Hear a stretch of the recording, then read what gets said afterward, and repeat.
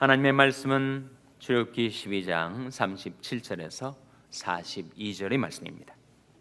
이스라엘 자손이 람셋에서 발행하여 숫곳에 이르니 유아외에 보행하는 장정이 60만 가량이요 중단 잡족과 양과 소와 심히 많은 생축이 그들과 함께 하였으며 그들이 가지고 나온 발교되지 못한 반죽으로 무교병을 구웠으니 이는 그들이 애굽에서 쫓겨남으로 지체할 수 없었음이며 아무 양식도 준비하지 못하였음이었더라.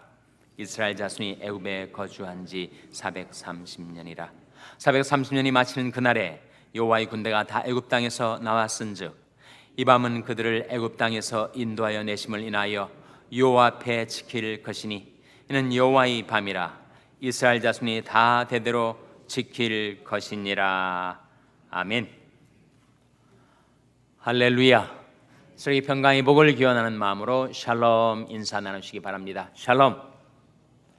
샬롬. 오늘도 화요 새벽 기도에 잘 나오셨습니다. 오늘이 벌써 12월 19일, 이제 금년 마지막 달도 이제 종반을 향하여 진행이 되고 있습니다. 추운 날씨에 담대하게 하나님 앞에 잘 나오셨습니다.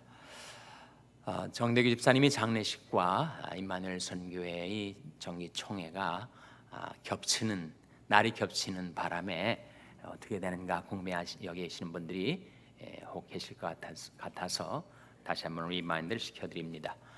목요일 날 10시 반에 장례식이 본당에서 있고 11시 반에 정기총회가 본당에서 있게 되겠습니다. 일정 시간 기억하시기를 바랍니다. 오늘 본 말씀 37절 같이 읽겠습니다. 37절 말씀 같이 읽겠습니다. 시작.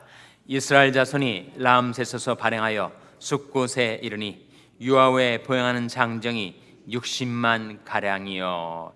이스라엘 민족이 출애굽했을 때 애굽에서 종살이 하다가 노예가 해방을 맞아서 이제 애굽을 떠나게 되었을 때 과연 인구가 얼마나 되었을까? 사람들이 얼마나 되었을까? 오늘 방금 우리가 읽은 말씀에 장정만 몇이라고요?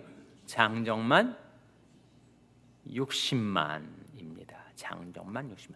장정만 60만이면 전체 인구는 얼마가 될까? 이렇게 계산해 볼 수 있어요. 장정이니까 이제 성인이 된 사람이라고 보고 아내가 있을 경우에 남자와 여자, 남편과 아내죠. 가정을 이루게 되고 자녀들이 있을 것이다. 자녀들이 몇 명이 될까? 그 당시에는 자녀들을 좀 더 많이 낳지 않았겠습니까? 그러나 또 결혼 안 한 사람도 있을 것이고 그래서 좀 더 컨서버티브하게 계산을 해서 한 가정에 둘씩 있을 것이다. 그렇게 추정을 해보면 장정만 60만이니까 전체 인구가 몇 만이 되겠습니까? 새벽 시간에서 계산이 잘 안 되시죠? 저는 오늘은 저랑 수학 계산을 두 군데를 해야 되는데 자, 남자 장정만 60만인데 와이프, 부인이 있을 것이고 자녀 둘 하면은 전부 인구가 몇 만이 되는 거예요? 240만 아닙니까? 60만 곱하기 4가 되니까 240만. 아직도 계산이 안 되십니까? 240만 명. 그렇게 추정이 됩니다. 근데 그런 방식 말고 또 다른 계산 방식이 있는데 민수기 1장 3절에 보면 이스라엘 민족을 카운트할 때 민수기란 말은 백성민자의 숫자입니다. 백성들의 수를 카운트한다. 민수. 그래서 영어로는 민수기를 뭐라고 하죠? Numbers라고 합니다. Numbers. 근데 이스라엘 민족의 인구 조사를 크게 두 번 했는데 광야 생활 시작할 때와 광야 생활 종료될 때 두 번 인구 조사를 했던 것이 바로 민수기라는 성경책 민수기의 유래가 되는 거예요. 센서스를 했는데 그때 민수기 1장 3절에 인구 조사를 할 때 장정들을 어떻게 카운트하느냐면 이스라엘 민족 중에서 남자들 중에 나이가 20세 이상인 사람들, 20세 이상인 사람들을 남자 장정으로 간주합니다. 그러면 남자들만 따져보세요. 20세 이상이 60만 명이다. 그러면 20세 이하는 몇 명쯤 될까요? 20세부터 80세까지 60만 명. 그러면 1세부터 20세까지 몇만쯤 될까? 그 연령 기간으로 하면 훨씬 20대 이상이 많겠지만 그래도 1세부터 20세까지의 많은 인구들이 있었습니다. 그래서 20세 이상과 20세 이하를 통상 인구 조사에 따르면 같은 인구로 간주를 합니다. 그렇게 되면 20세 이상이 장정만 60만 명이니까 남자들만 전부 몇 명이에요? 남자들만 120만 명. 여전히 잘 계산이 안 따라오시는 모양인데 남자들만 120만 명이에요. 그럼 여자들은 몇 명이 될까요? 남자와 여자 거의 동수로 간주를 하는 거죠. 그러니까 그렇게 계산을 해봐도 이스라엘 민족이 출애굽 당시의 인구가 240만 명이 되는 거예요. 240만. 그거 계산 한 가지 하셔야 됩니다. 또 한 가지 계산이 나오는데 이스라엘 민족이 애굽에 얼마 동안 있었다 그렇게 나옵니까? 40절 보시기 바랍니다. 40절 말씀 같이 읽겠습니다. 40절 말씀해 보시면 같이 읽겠습니다. 시작. 이스라엘 자손이 애굽에 거주한 지 430년이라. 몇 년이라고요? 430년. 바로 다음 구절에도 다시 같은 기간이 나오죠. 41절 말씀도 같이 읽겠습니다. 시작. 440년이 마치는 그날에 여호와의 군대가 다 애굽 땅에서 나왔은즉 430년이 마치는 그날에 여호와의 군대가 다 애굽 땅에서 나왔은즉 이 430년이 나오는데 이 430년이 창세기는 몇 년으로 나오죠? 창세기는 400년으로 나와요. 한번 보시기 바랍니다. 창세기 15장 13절을 보세요. 창세기 15장 13절. 창세기 15장 13절 말씀 우리 찾아서 한번 같이 읽겠습니다. 창세기 15장 13절은 구약성경 17면입니다. 창세기 15장 13절 말씀 같이 읽겠습니다. 시작. 여호와께서 아브라함에게 이르시되 너는 정령이 알라. 내 자손이 이방에서 계기되어 그들을 섬기겠고 그들은 400년 동안 내 자손을 괴롭게 하리니. 몇 년 동안이라고요? 400년 동안. 400년이 맞는가? 430년이 맞는가? 그 기간이 계산은 항상 그 시점을 어디로 설정하는가에 따라서 약간의 차이가 납니다. 그러니까 400년하고 430년은 같은 기간을 언급하는 것으로 볼 수 있습니다. 그런데 이 400년이 언제부터일까요? 야곱이 자기 가족 식솔들을 데리고 애굽으로 내려갔을 때부터인가요? 아니면 아브라함이 갈대아우르를 떠나서 가나안 땅으로 들어왔을 때부터인가요? 전자입니까? 후자입니까? 후자로 봅니다. 후자로. 그래서 이 말씀해 보시면 13절에 여호와께서 아브라함에게 이르시되 너는 정령이 알라. 내 자손이 이방에서 계기되어 그들을 섬기겠고 했을 때 애굽만으로 한정하지 않고 이방으로 언급을 하고 있어요. 가나안 땅이든 애굽 땅이든 그들이 본토 친척 아비집을 떠나 이방에서 계기되어 살아가던 때 아브라함 때부터 시작해서 그들이 이방에 나그네 되어 방황하며 또 이방 민족에게 괴롭힘을 당하던 기간 400년. 이 기간을 신약에서도 언급을 합니다. 신약 어디에서 언급을 할까요? 갈라디아에서 언급을 합니다. 갈라디아서 3장 17절 한번 보시기 바랍니다. 갈라디아서 3장 17절. 갈라디아서 3장 17절 말씀 우리 찾아서 한번 같이 읽겠습니다. 갈라디아서 3장 17절 말씀. 신약성경 305면입니다. 신약성경 305면 갈라디아서 3장 17절 말씀 우리 한번 찾아서 같이 읽겠습니다. 찾으셨습니까? 같이 읽겠습니다. 시작. 내가 이것을 말하노니 하나님이 미리 정하신 언약을 430년 후에 생긴 율법이 없이 하지 못하여 그 약속을 헛되게 하지 못하리라. 여기에 기간이 하나 나오는데 몇 년이나 나와요? 430년이 나오죠. 430년. 근데 이 430년은 언제부터 언제까지를 언급하는 거예요? 아브라함 때부터 모세 때까지, 아브라함 때부터 율법이 주어진 시점까지. 앞에 16절에 나오지 않습니까?